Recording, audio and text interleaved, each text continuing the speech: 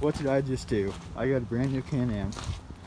I got the insurance money from the RZR XP1000 2019 year model because the person that was supposed to work on it through the insurance company, his shop was in the flood zone, and long story short, it got flooded alongside with my Ranger 1000, also 2019. It was the Crew Premium Edition. They both got flooded 5 feet underwater, and the engine was flooded, the transmission, the electronics is rusted to crap. But they still run and start, but they probably won't be any longer until they blow up, you know. It is what it is.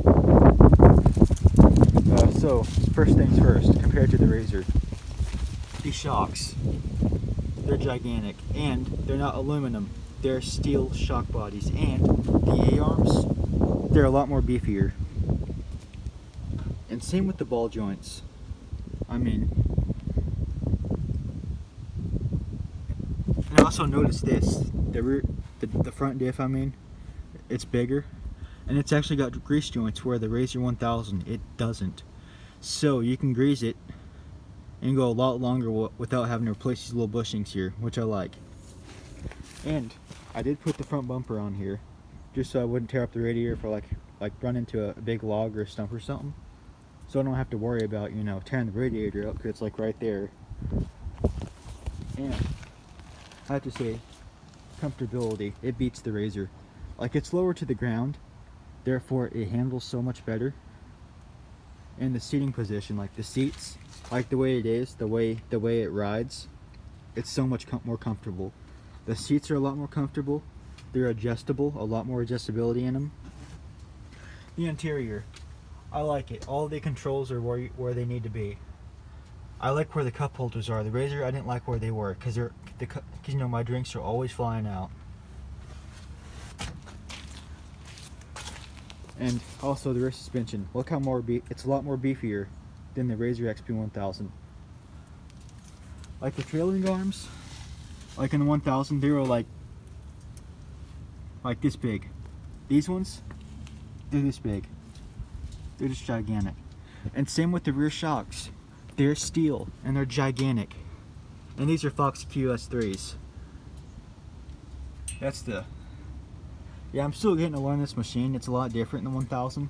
And plus I'm a Polaris guy, but I moved to Can-Am because, you know, they're just a lot more higher quality.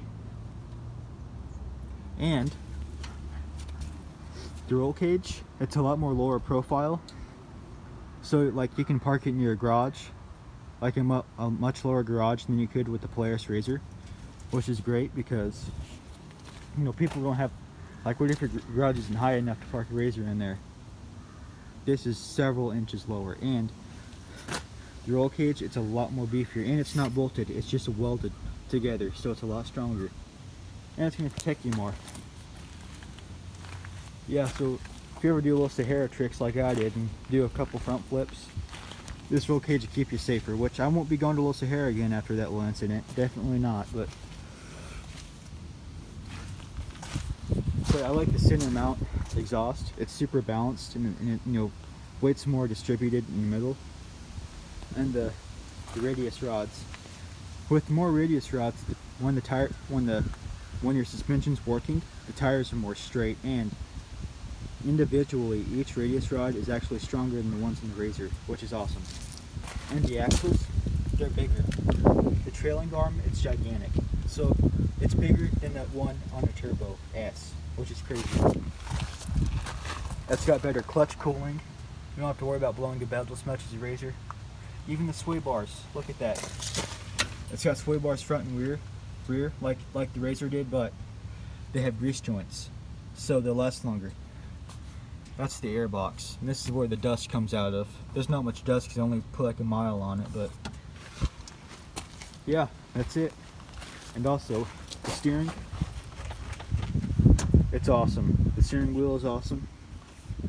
I like how all the gauges are right in front of your steering wheel so you can see it. And there's 3 steering modes. There's light, medium, and stiff. So that's awesome. And right now I'm just using the Eco Key like the slow key, just so it gets broken in properly. And even with the slow key, I think it's got more torque and horsepower than the Razor. It feels like it for sure. And keep in mind, that Razor had an RVS Performance Stage 1.5 tune with an agency power cold air intake that made 135 horsepower. I still think this is better. More, like, I think it's more powerful too, even on the slow key. I'm not going to use the fast key until it's broken at all. I'm going to stay away from it. But as soon as it's broken, I'm using the fast key all the time. You know, Rotax power. But yeah, when it comes to these Bighorns too, 28 inch, 6 ply I think. They're pretty knobby tires.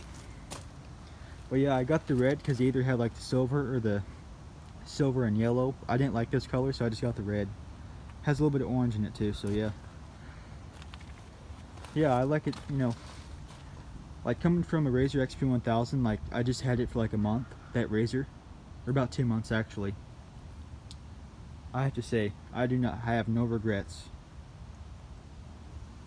going from a Razor to this.